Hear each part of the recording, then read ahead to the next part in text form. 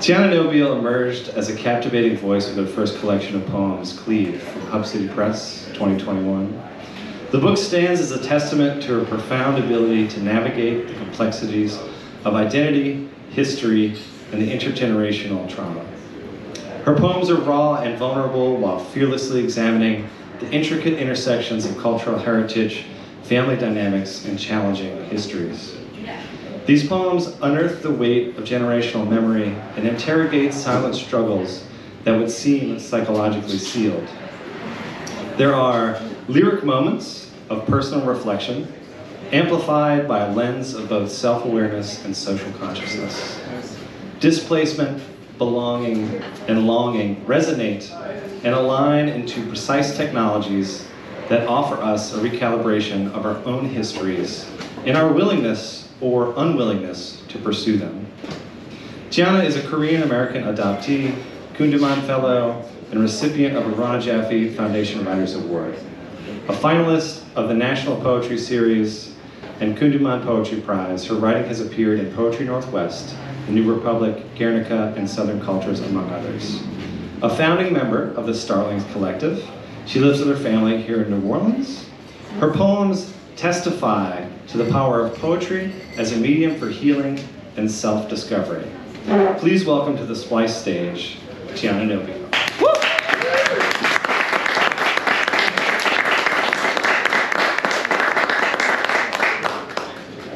That was lovely and unexpected. Hey y'all, good evening. Thank you so much to Sean and Rodrigo and Henry for inviting me to read tonight. I'm going to read a couple from my book and then some not.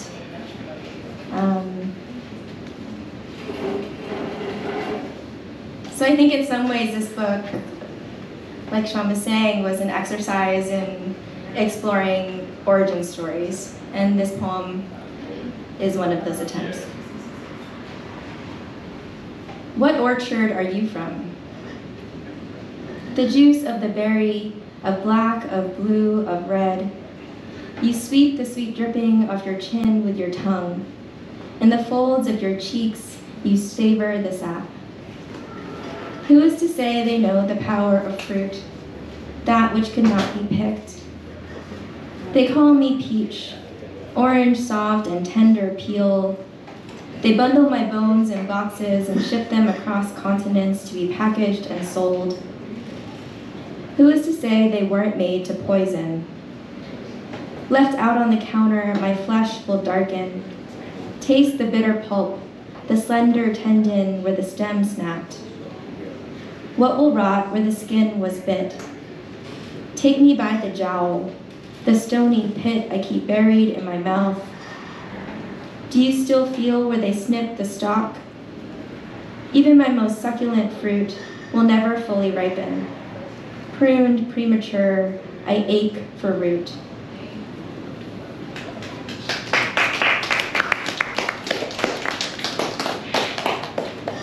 So a number of the poems in the book are in conversation with a series of experiments that were performed by Harry Harlow, who was a psychologist in the 1950s who did experiments or research on attachment theory. And he did this with rhesus monkeys, and in one of his more famous experiments, he gave them, half of them a cloth mother surrogate and some of them a wire mother surrogate. So this idea of and the cloth mother didn't have food, whereas the wire mother did. So is it comfort and tenderness that babies kind of are more interested in, or is it just simply food? So this kind of inspired a number of poems in terms of envisioning different kinds of mothers. So I'm going to read two of those.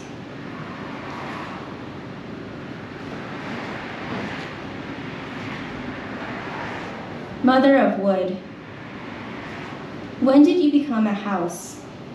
Hands budding into ivory doorknobs, your mouth sewn into the stitching of the couch.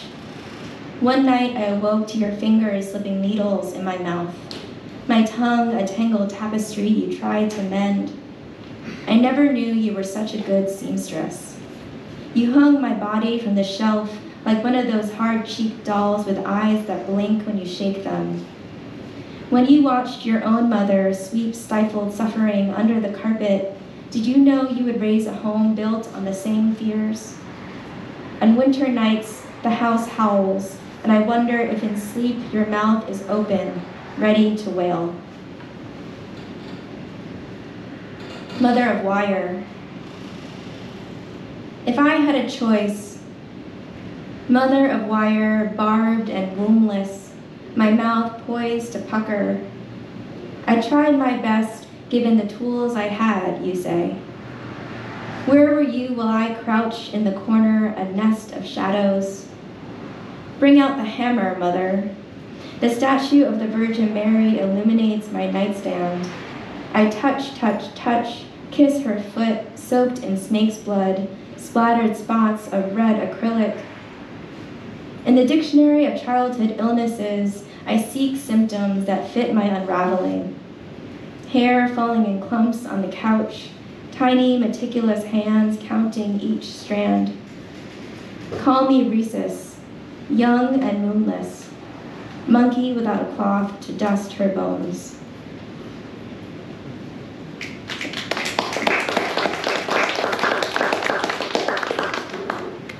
So as I was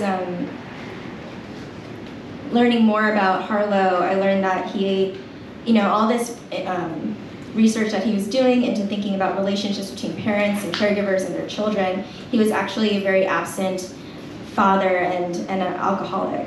So this poem is an envisioning of what it would be like if I had the opportunity to interview him. Interview with Dr. Harlow. What do you taste in the morning when you lick your lips? Are they soft or split, cracked by the Wisconsin wind? Do you cover your mouth when you cough? With your elbow or your hand? When the germs are floating through the air, do you imagine where they land? How those minuscule microbes descend with invisible parachutes? The power of gravity on weightless spit? Do you smirk when they fall in your colleague's coffee? How do you make sense out of loneliness? At night, beneath the buzz of fluorescent light, do you unlatch the lock? Do you count their inhalations as they sleep? Do you taste their morning breath? The little bacteria floating in the air and landing on the tip of your tongue? If it lands on your tongue, do you swallow it? Can you tell me what it tastes like? Do you feel the microbes twist as they sink down your esophagus? How does it feel to watch them hold each other's hands, their woolly knuckles braided, the touch of their palms?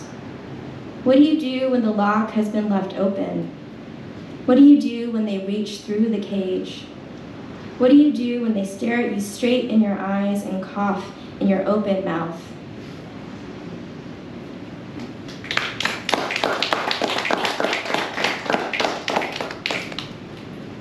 So it initially started as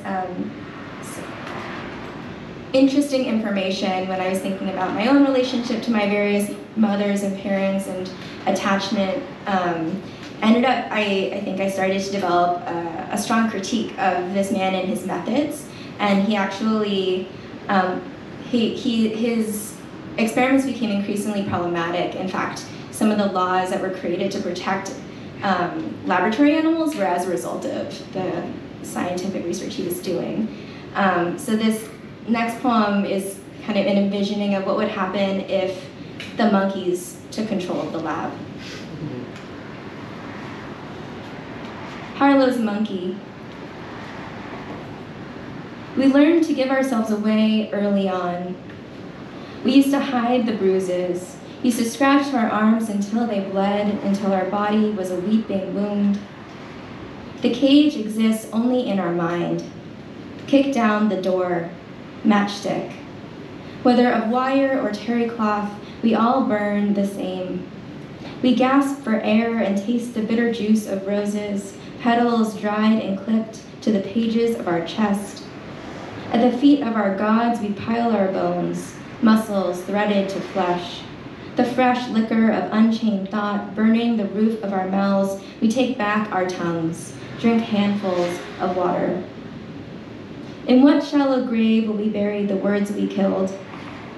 Amani, Abaji, Daejeon, Moon Young Shin. We deliver them to the dirt mother and her family of worms. The past mushrooms and burns in atomic flesh. We sling a new sun from the pit of our stomachs and raise our woolly hands, fingers clenched.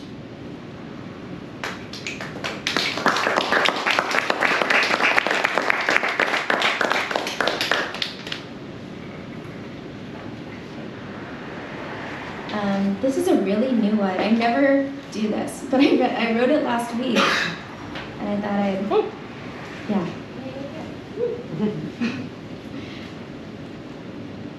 Two ships. I carry your pain clenched in my jawbone, a soft spot between the teeth that aches and aches. I imagine you rinsing off your distress in the shower as your placenta begins to peel from the edge of your body. A pool of blood and mucus circles the drain. After the first day of labor, I rinse off my distress in the bathtub, mooing on all fours, palms, knees, and toes submerged in the water. Until there was a baby, there was grief. You, 20 and alone, me, soft and wet, two ships, unmoored and drifting. A month after June is born, I bury our placenta in the backyard beneath a satsuma tree. I labor for nearly 60 hours. Eventually they say, we can see the head, there's so much hair. When he emerges, his body is covered in lanugo like a little bear.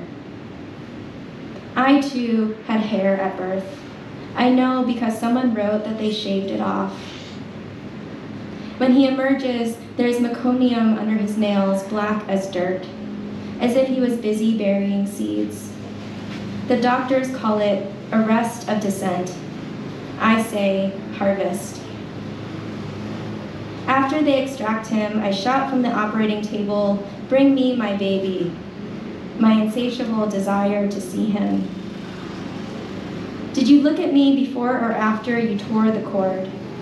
Did you even look at all? When he emerges, I can feel his howl like he is the wolf and I am the cave. He is the crest and I am the wave. Show me a mother after she saw her baby. My animal body swells with milk.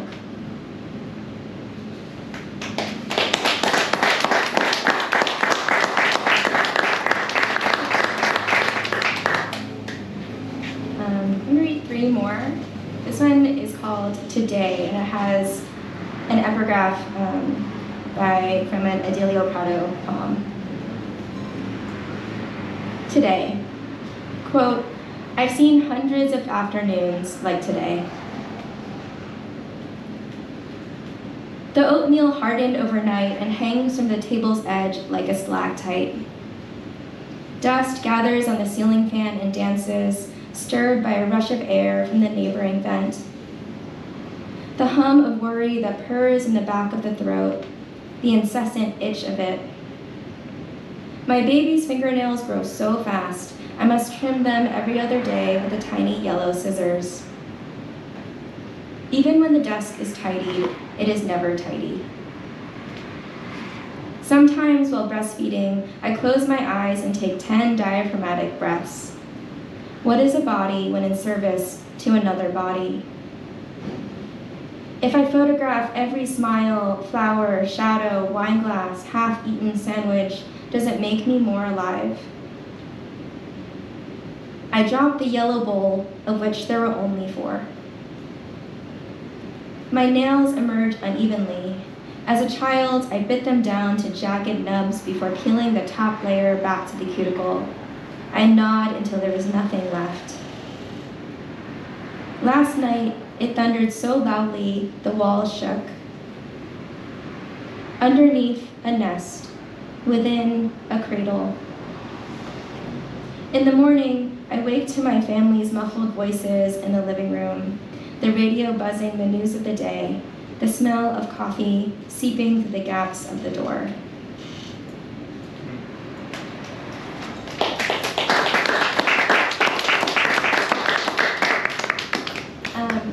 So this poem is called Charismatic Megafauna, which is a really fun term I learned about on NPR. It's basically just like the kind of like technical term for all of the giant animals that we love to turn into stuffed animals, like zebras and lions and tigers. And I felt a kind of kinship with them for a moment, so that's the inspiration for this poem. Charismatic megafauna.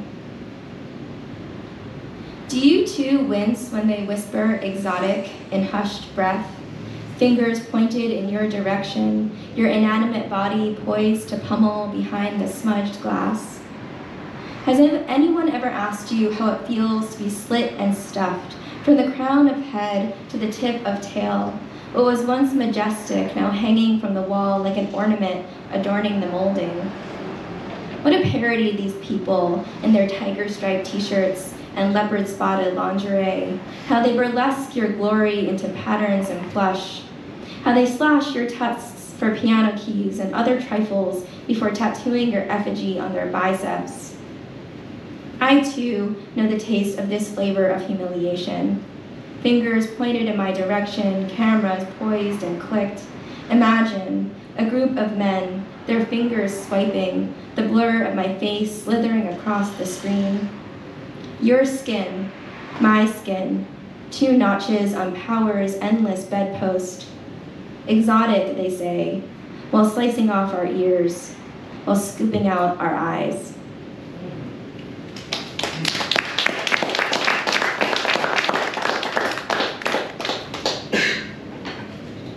And this is my last one. It's a poem I wrote a really long time ago, but recently Kundiman, which is an Asian American literary arts organization, used part of it for a postcard series that they made, so I thought I'd read it. It's a love poem for New Orleans. Why I stay.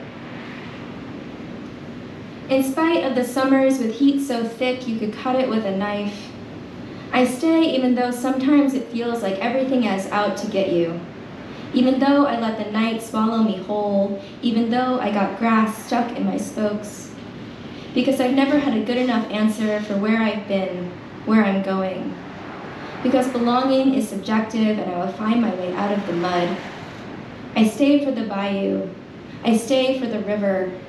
I stay because of Mardi Gras. Because glitter in your bed and your beard for weeks. Because bicycling through the neighborhood following a trail of red feathers. Because strutting in the streets with a 6-pack and a flask and all the time in the world. I stay because I finally had the courage to escape the trimly cut lawns of my childhood. I stay for the smell of jasmine on Gayoso Street at midnight. I stay in the face of our crumbling coast, in the face of disposability. I stay despite the potholes and the boil water advisories and the streets that fill like a fishbowl after a light rain. Despite the web of cat's claw ever creeping up the side of the house. I stay because the joy on my son's face as he stomps in puddles in the yard. Because the joy on Ross's face when he plucks the first ripe blackberry from the bush. I stay because joy. Because we already hung the porch swing. Because when you build a home, you stay. Thank you.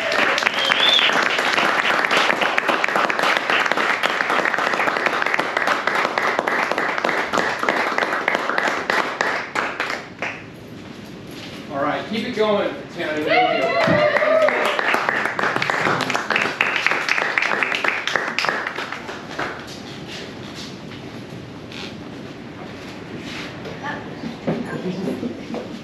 Don't forget those drink tickets. Oh, it was great. It was great to hear the new work too. It was lovely. That was so good.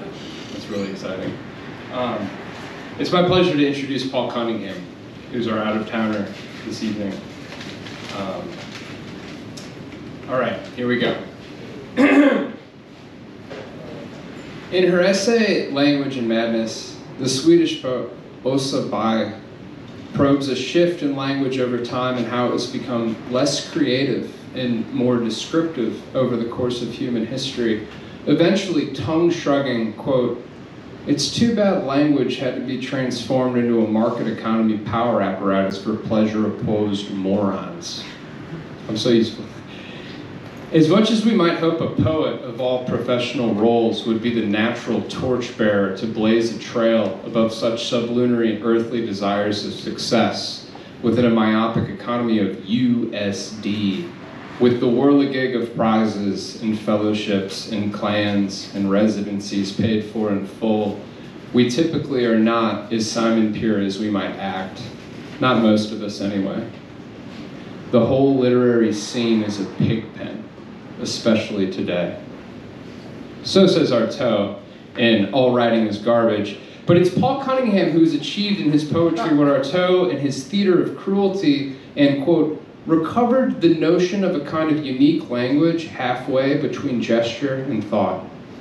The capitalist logic we live by doesn't allow for such artistic poise. I've got to get mine, you've got to get yours, porcine teeth out.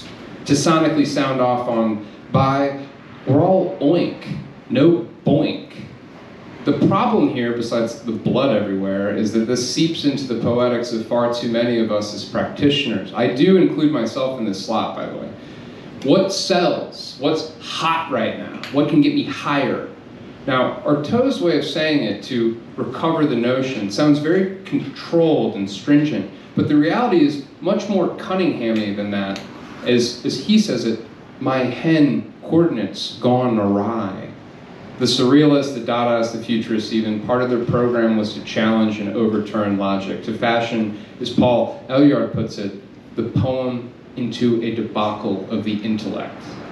In Cunningham, we certainly have a genuine swashbuckler, which I mean in the archaic sense to flamboyantly swagger about or wield a sword. He's cutting prices. He's slashing into the deal of the century at a moment of literary decadence right now, around the century mark of the Surrealists, actually. And yeah, quote, the violent birds fly out when new Coulter opens its mouth. One such strange bird is his book, The House of the Tree of Sores, a narrative poem fueled by an IKEA manager, that's making sense, who has trained themselves to lucid dream in a bedroom display in the store. Swedish fire children are born, the ghost of an ex-soldier, ex-lover, Swedish creeps in, Hugo Ball ballistics, even a hilarious cameo from the Muppet, the Swedish Chef, who I am now convinced is in alliance with Marinetti's futurist cookbook of 1930, which included a manifesto against pasta. Need I remind you, these were Italians. Indeed, Cunningham is against this age of so-called copy pasta, and in fact, he might be the anti-pasta, which anticipates what the next stages of American poetry could be. If only we as poets can stay true to ourselves. Perhaps we can dream our way into another language. Quote, sing a green song, a salad mean song. Salad mean song. I'm tempted to try my Swedish Chef impression, but Cunningham's work provides a nourishment of literary experience, ambiguously reminding the reader, quote, subtitles are un-American. He's not going to spoon feed you, but you're welcome at this table.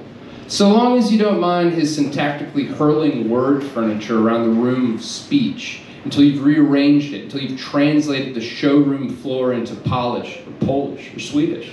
In fact, look close and you might notice he's made a dining table out of the American wood from its, quote, family tree of rifles and ammunition. Stockholm conjures the syndrome.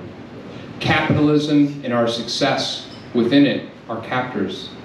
The decadence of late-stage capitalism, the deterioration of poetics by way of self-obsession, the zeitgeist rendered not as wind, but as Zeitwand, a wall with well-worn footholds on the way to the top.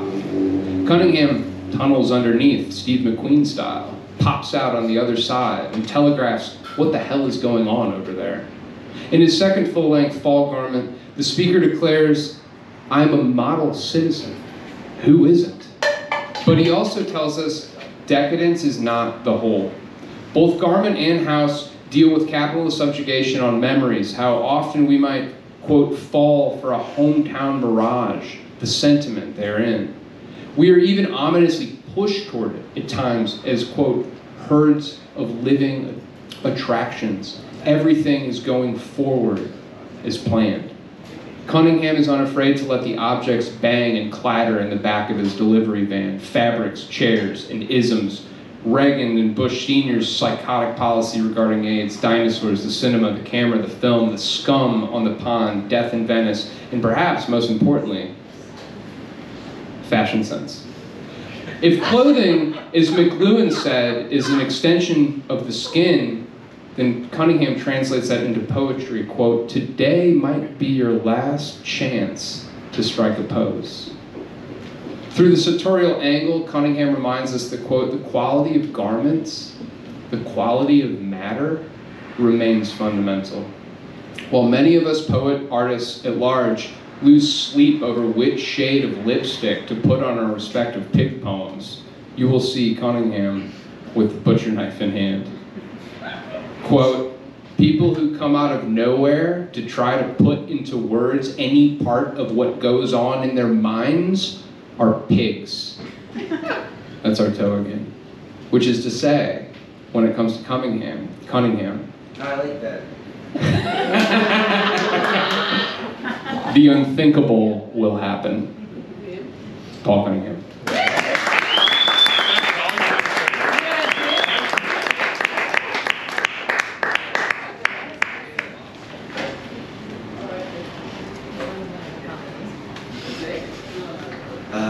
Thank you so much, Henry, for that phenomenal intro. It was great. Henry mentioned the word hen is the hen coordinates line you mentioned. So hen is actually a gender-neutral pronoun in Swedish. Doesn't mean he, doesn't mean her. Hen. There's a lot of like weird barnyard language in English. There's just hen is a gender-neutral pronoun. Barn, like B-A-R-N, barn is the plural for children. Just a lot of weird barnyard-related words. I mean, really just normal everyday things in Swedish is really good. So first I'm going to read from that book, The House of the Treesaurs. As Henry states, this is about an American manager working at an IKEA, and he's trying to teach himself how to lucid dream, and he maybe succeeds. He just starts hallucinating in an IKEA. So I'll read from that, and then I'll read from my most recent book, Fall Garment, and then I'll read some new stuff if there's time. And I'm going to read from the bath and storage section of the IKEA tonight. We don't have one in New Orleans. Oh God. What do you do? It's all mine. The kids in the halls and the pipes in the walls make me noises for company. Long-distance callers make long-distance calls, and the silence makes me lonely. The clash, lost in the supermarket. A shed for more bodies. I don't feel like a manager anymore. All this cooking makes me feel like a father. My fake children consume until they explode, until they catch fire. I lead the burning little girl and the burning little boy through the store. My little logger. Their fiery hands let go of my gaze and they tip over a nearby shopping cart. I take them by the flames again. I steer them through fake room and after fake room until I locate a fake bathroom. The pipes inside produce water. Oh, this must be a real bathroom. I draw the children a bath. They push out their faces. I put out their fires. Give me a kraken, squeals the boy. Give you what? I ask. Nay, give me a kraken, squeals the little girl. A kraken, octopus, I ask. The little girl points to something on a shelf behind me. Plush tentacles and soft suckers. I pick it up, study it, show it to them. Kraken? I ask. They both nod. But I didn't know we sold crochet kraken, I say. Where did this come from?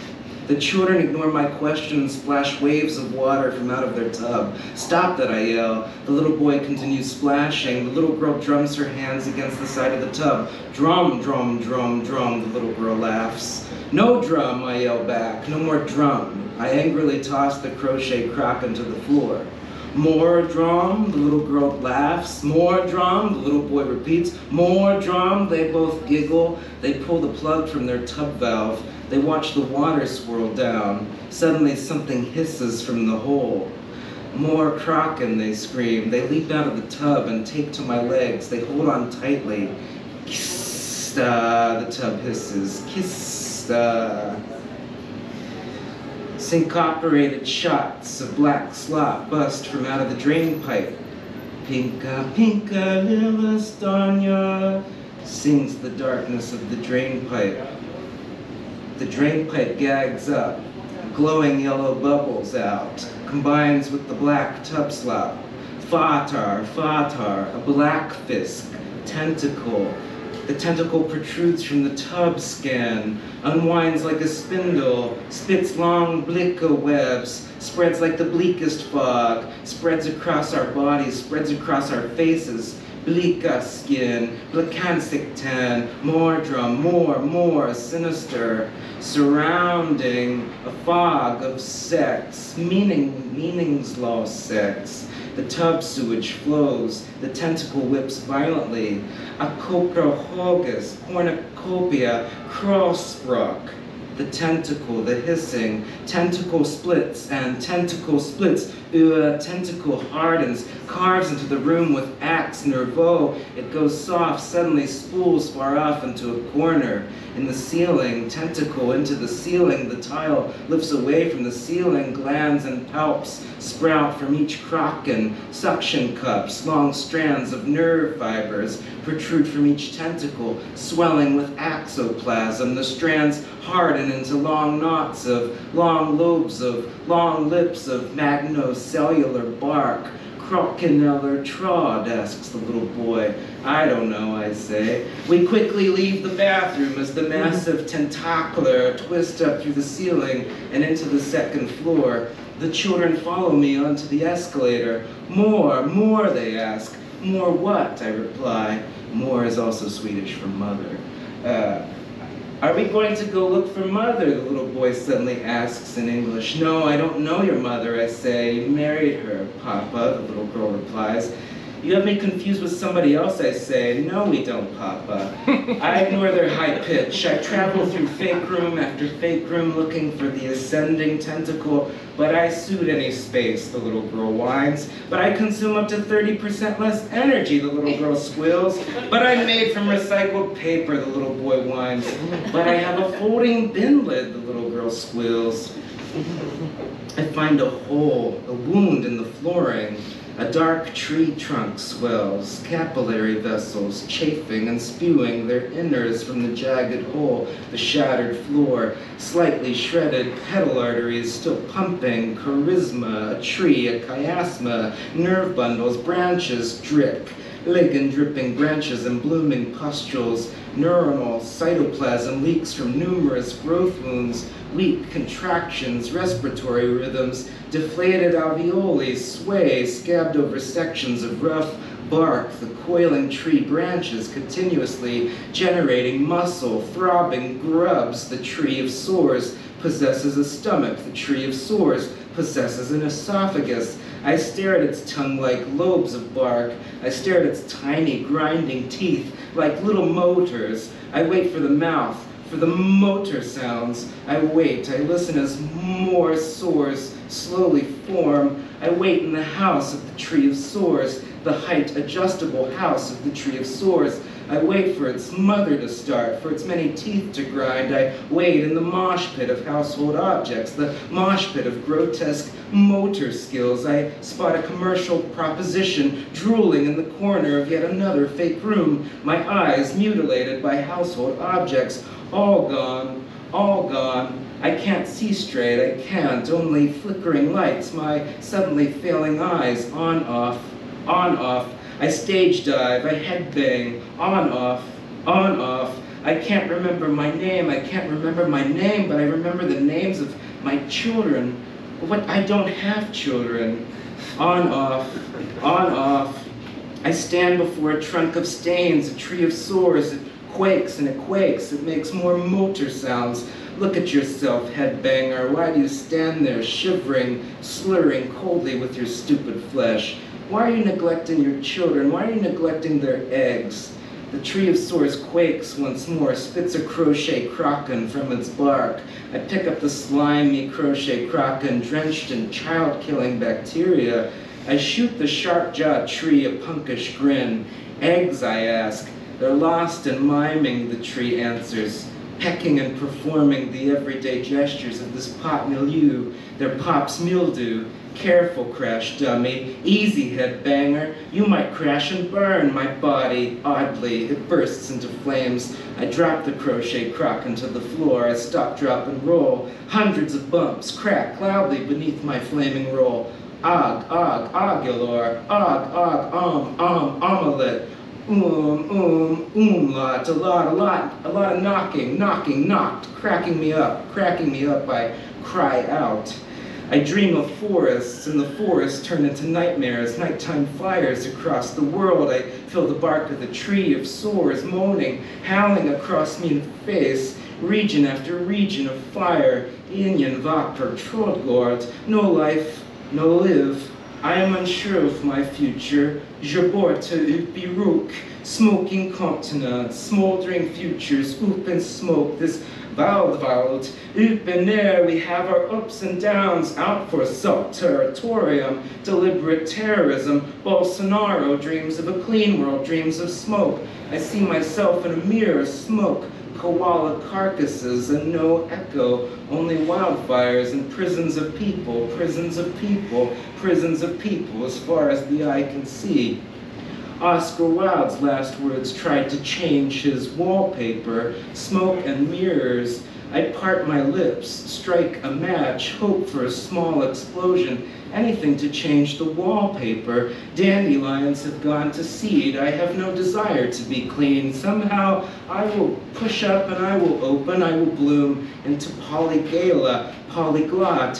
I will grow to shelter the body of a fallen soldier, half-formed leaflets, burnt bread, my bread body, broadcovle. I keep rolling, I roll out my fires, I roll out of bed, I stare up at the tree, I stare up at the sores, I feel like a bruised roost hole, a local valve, a horror hole, a horror show. I am up all night, blood flowing, a whorehus, a hornshus. Am I a hornhus? Hornsnot, swells of my hand rolled away in the fire. I feel happy about this, but where are my children? Am I more? Am I mother? Am I father? The lateral teeth of the tree clamp down onto my legs, sweeps my body inward. Are you there, mother? There, mother tongue. Am I there, mother? I ask. A channel of tied together trash bags flap and surround the fibrous trunk. Lumen, vesicles, lens, generating tissue fills in all over, makes eyes of light protrude from the trash bag channel of the tree of sores, bags of swollen shit and crud. I am up all night, blood flowing, I am swollen, I am shit, I am crud, I am mangled, cranium through a coffee table, book's table of malcontents. Beak first, a blue chicken emerges from the trash bag darkness. My hand-drawn, little boy. A yellow chicken emerges from the trash bag darkness. My hand-drawn, little girl. They are my cultish acolytes, worn like clipped images, so bizarre. Cult prophets snarling, pecking, pipping. These are my children. They are my chickens, egg droppers. They are an assault on my language. I decide to embrace these ventricose vowels. I am ignited by translation, aorta, blood system. Blood flows through my swollen caruncles, this future crinkled page of lobe. My many eggs embedded in the sorehouse, my yolkish needs, I check the recept. I study my feathered children in this well-furnished bunker. Their blue and yellow colors make them look less American. I didn't want that. I wanted them to develop via vibrationnaire, I take a moment to try and remember my daughter's features, my daughter's name. Was she Kiki or Sana? I cannot remember, but I remember her holding a microphone. Does she get that from me? Does she have more of my Moor looks or more of my Far looks? What about my son? He looked like a famous Swedish chef, didn't he? Was he Magnus? Didn't he have a hunting dog named Krut or Crud?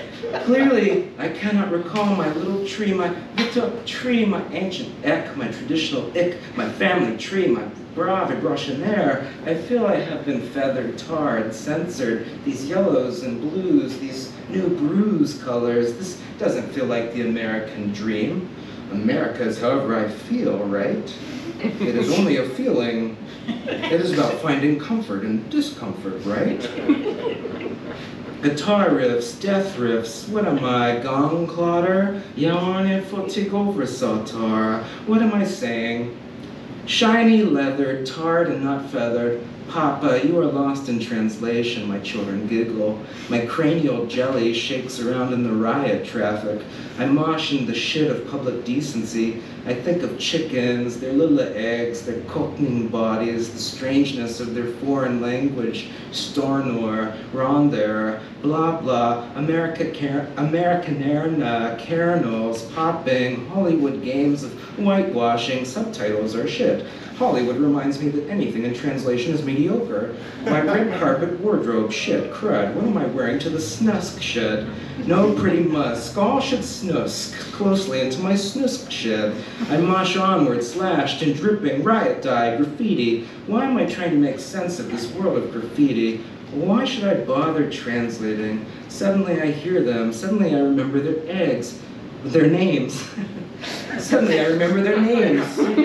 My son's name, me tea. My daughter's, oh cur, me tea, oh cur, me tea, oh cur.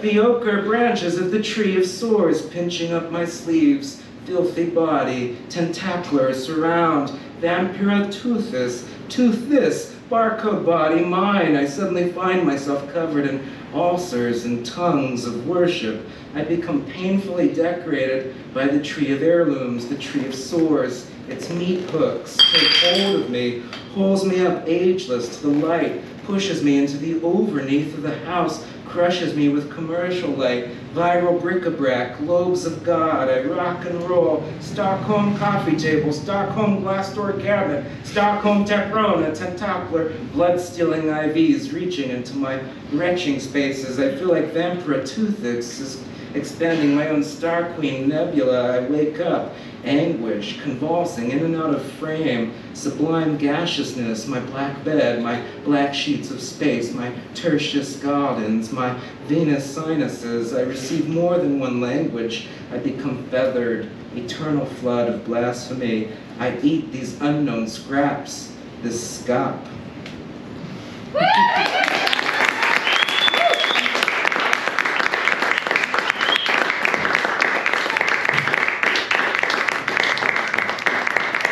All the references to the crocheted octopuses, the crochet kraken, in 2013 in Malmo, there was like a thing where nurses were finding that they could calm infant patients with these crocheted octopuses, but it turned out that the crocheted material was actually spreading disease instead of, so there was a ban on crocheted octopuses in both Sweden and I believe Iceland.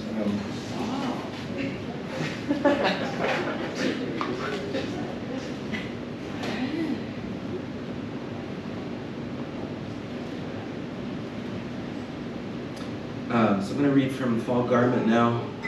I'm going to read from the second and the third section. The second section is called Sick Arc, and it's an erasure of Michael Crichton's Jurassic Park.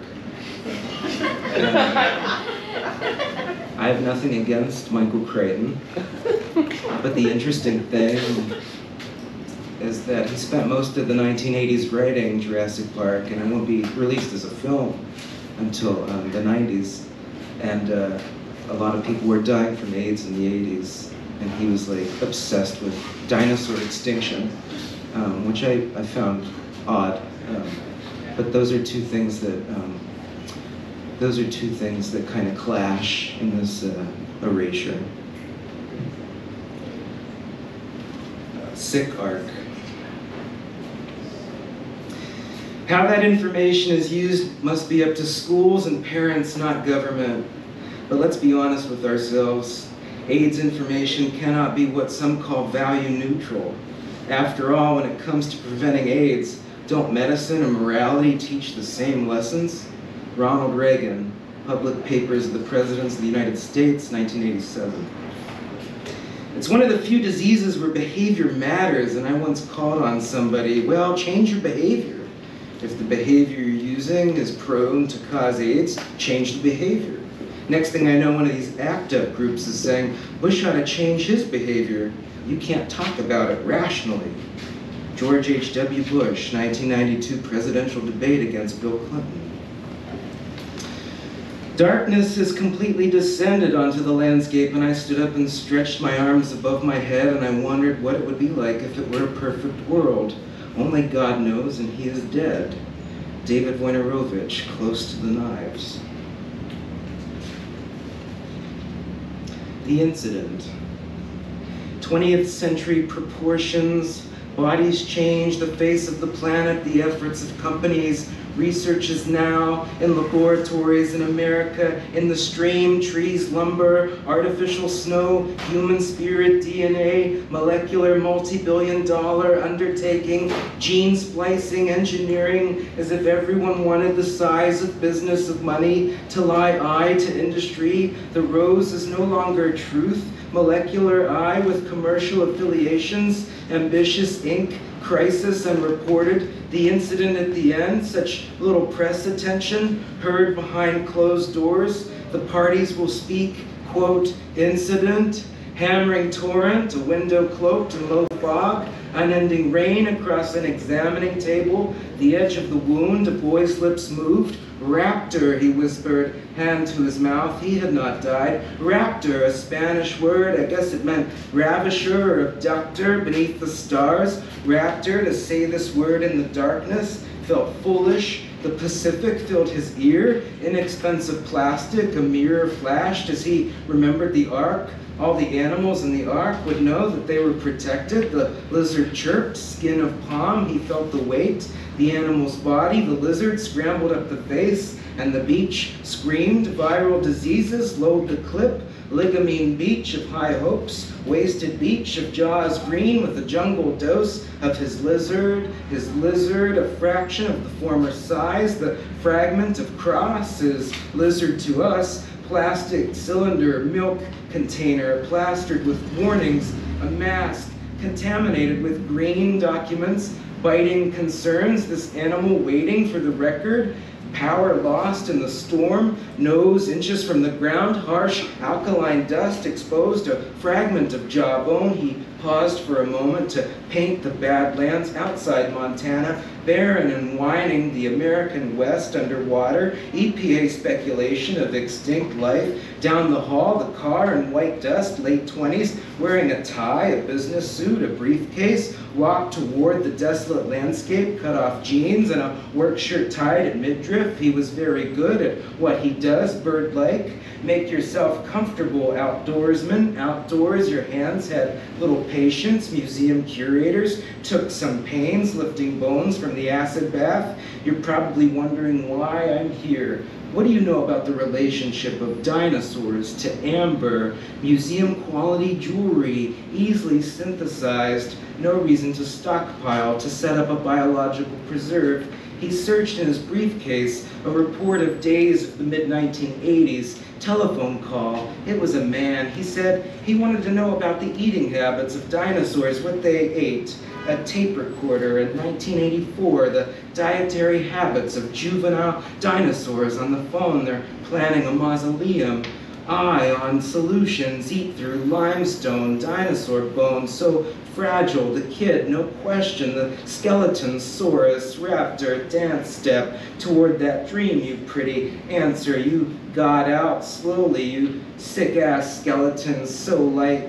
Oh, lizard, oh, three-toed ingenious threat. gone unprotected for years, unknown, shown to be genuine. The beach, the animal, was recovered, a specimen pulled from the ocean.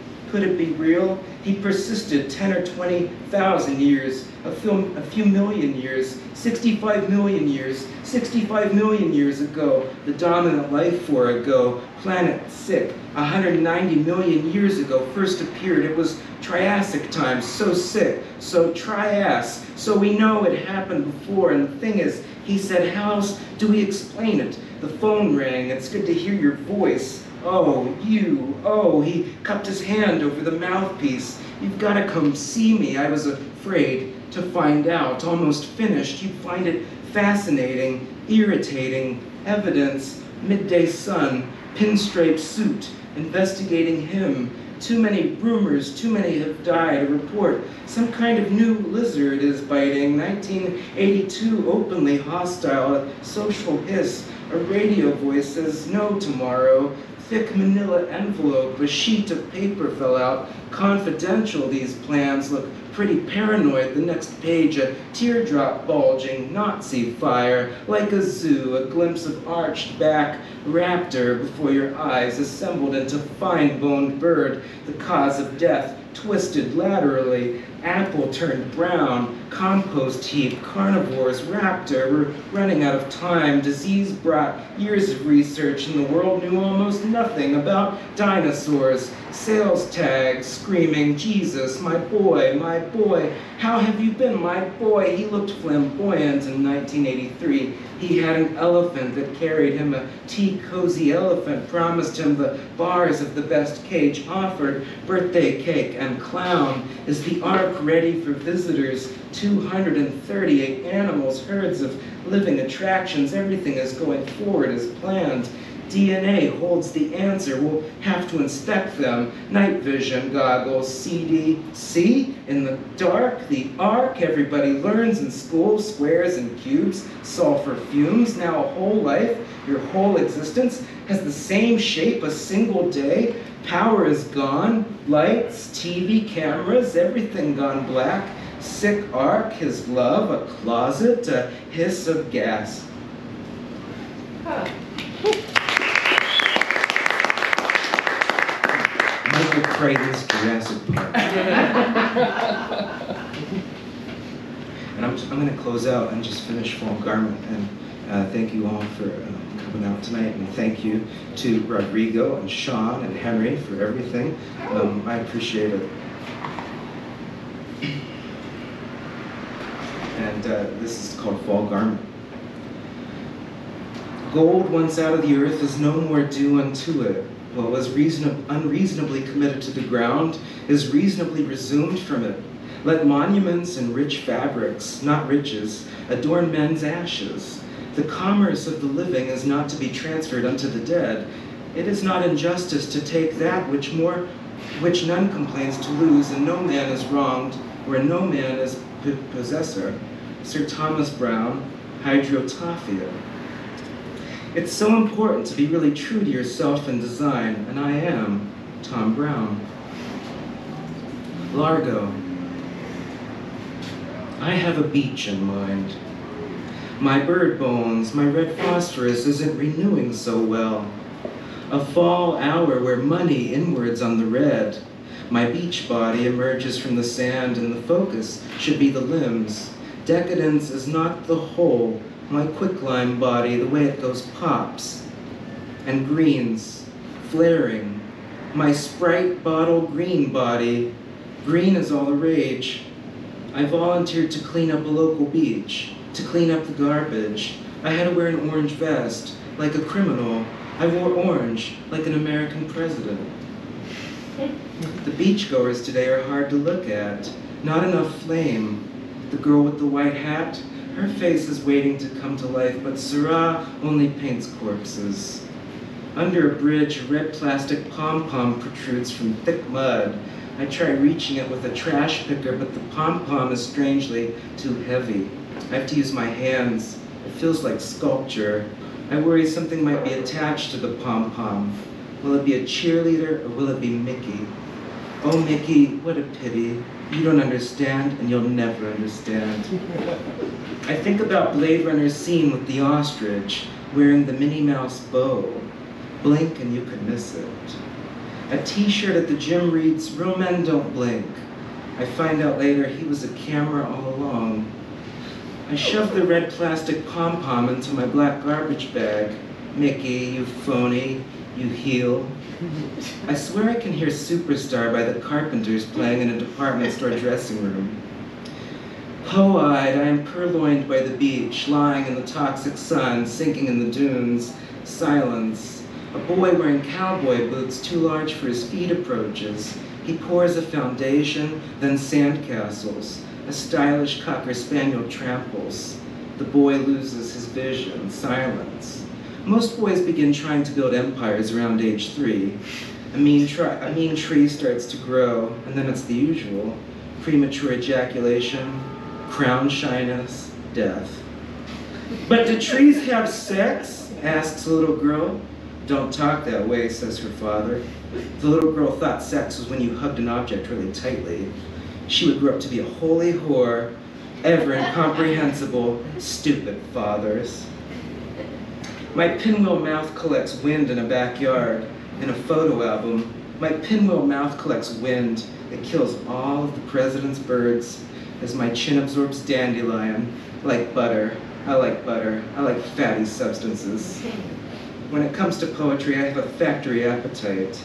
My bus driver tells me he hates my yellow chin. He says my limp wrists give him anxiety. I slip him a banana peel. My eyes blink yellow. The women on the boardwalk look like they're having trouble walking. The season's catalog looks like it's on fire. And the girl in the white hat, her face is smeared white with banana. The models on the runway were never trying to sell what they were wearing. The spectators didn't understand what participatory control meant. The models held up mirrors to the picnic grounds, and the picnic grounds went up in flames.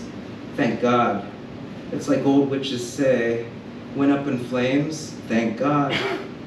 A TV reporter on the boardwalk walks in circles. Women have been streaking on the beach again. It's a true blue movie. The circles grow wider and wider. Too many rosary beads, not enough fucking. Next I pull a twisted suit from the ground. There's a tie, too. What a strange word for a ribbon. I put the suit in the bag. It smells like rat shit. My dandelion chin glows. My orange vest glows. I shove a slashed beach ball into my garbage bag. The sounds of geese hissing. Laugh, laugh, laugh. A few men stand staring on the charred boardwalk. On the runway, they stare at a mermaid. The sexually mature mermaid sings a song about parts, limbs, holes. Decadence is not the whole, and no one understands her mermaid language.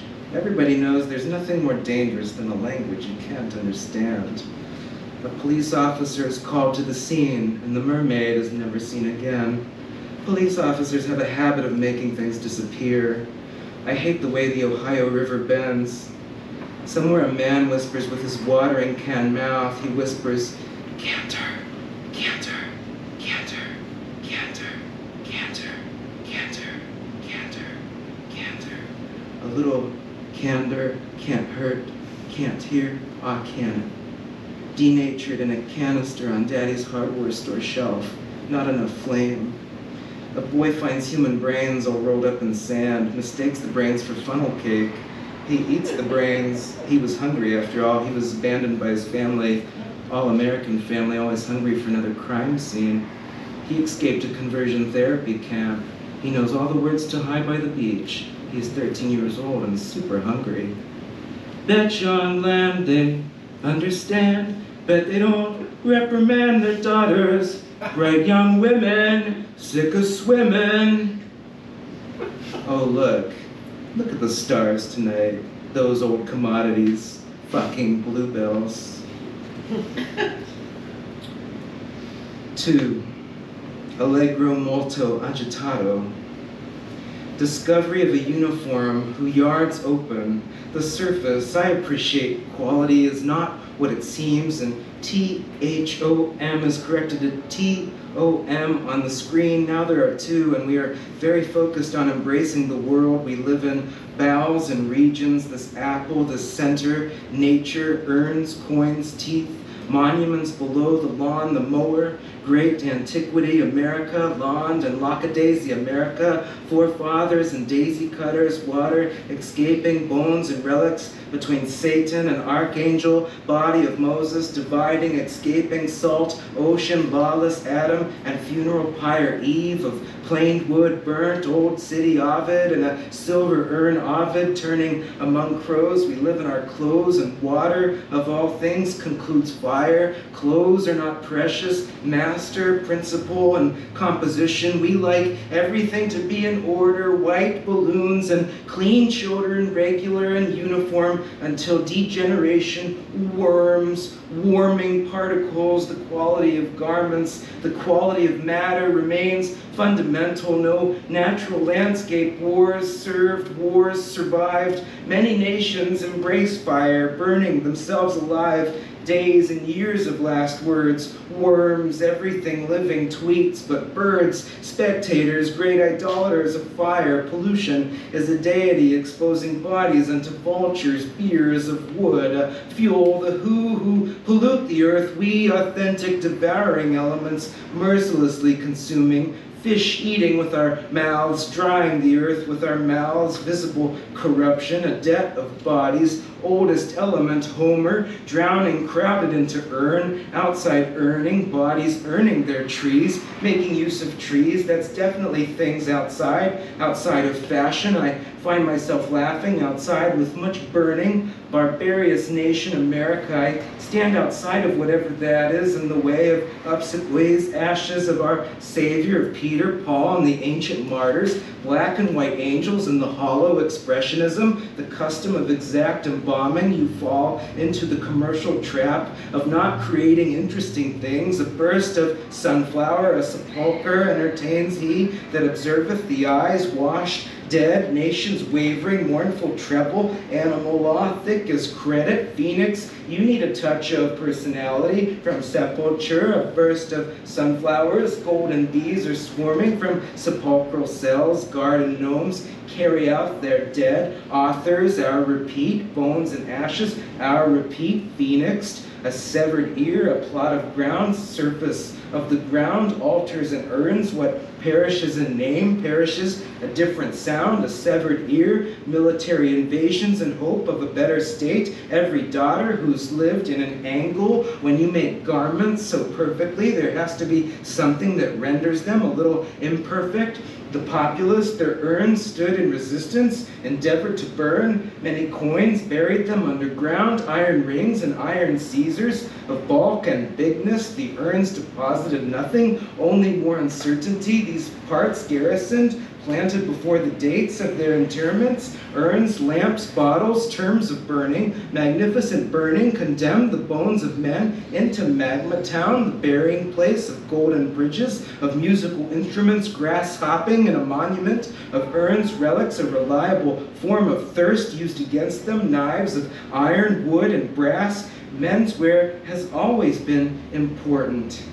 We found their mouths pointed downward in cadaverous composure, our last bed, uniform individuality, earth, inmost vault, inward red, sounding begot, looking testacious, the artifice of clay, statue reigns, such decline, earning or offens of ordering mode of Pythagoras, or coffins, or clay, or circumscription, tinsel earth, or the first dog's grass, a grasshopper's bones, as solemnized monument, the inscription containing time, oils, the Sedlak Chapel in Prague, computer of great conjunctions and kingdoms fatal, crude come drought, rings, coins, and chalice, corpse gold ringing, corpse teeth ringing, opaline fire, I sink into earth,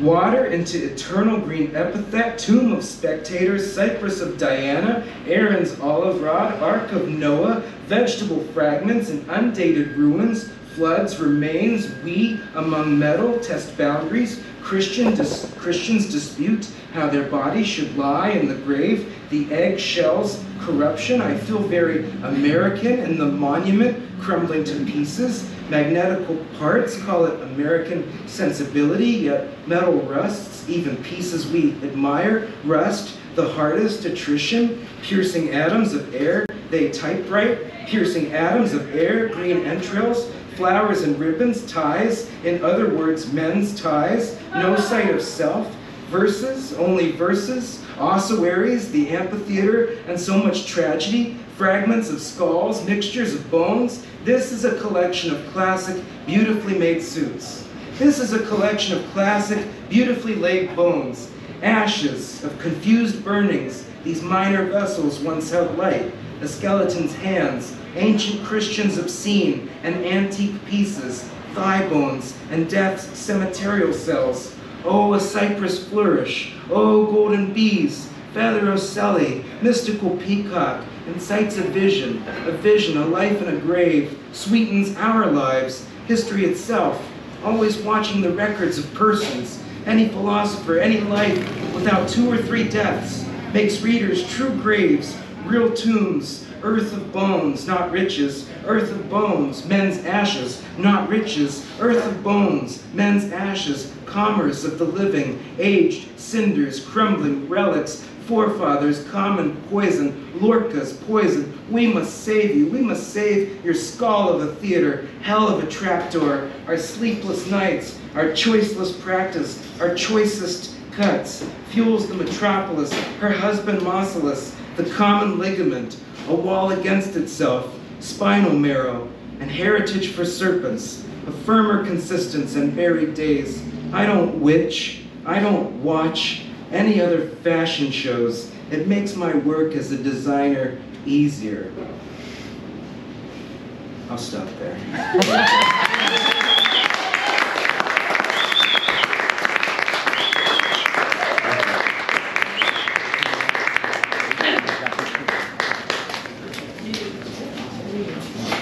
Keep it going for Diann and Paul. Yeah.